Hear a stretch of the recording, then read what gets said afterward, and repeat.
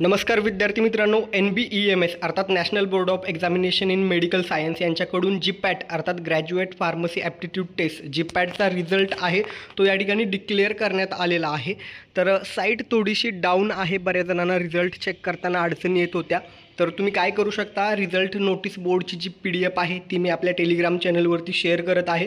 या PDFमध्ये जाऊन search आयकॉनवरती click करून तुमचा जो काही ॲप्लिकेशन ID आहे, एक्झामचा जो फॉर्म भरलेला ॲप्लिकेशन ID किंवा रोल नंबर यापैकी जी डिटेल्स तुमच्याकडे असेल ती डिटेल्स टाका आणि या ठिकाणी तुम्हाला पाहता येईल काय काय डिटेल्स दिलेले आहेत यांनी, तुमची कॅटेगरी कुठली आहे, तुमचा स्कोअर किती आहे GPATमधला आणि तुम्ही या ठिकाणी क्वालिफाईड झाला आहात की नाही या ठिकाणी लिहिलेलं आहे।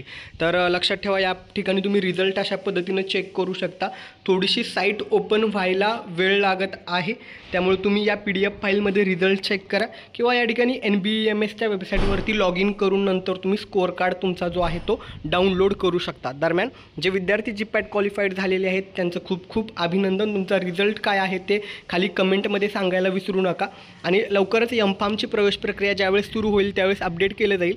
M-Pharmची प्रवेश प्रक्रिया, स्टायपंड कसा मिळतो, कधी अप्लाय करावं लागतं, GPAT क्वालिफाईड नसेल तर M-Pharmला प्रवेश घेता येईल का, जे काही तुमचे डाऊट्स आहेत त्यांची उत्तर पुढच्या व्हिडिओमध्ये दिली जातील।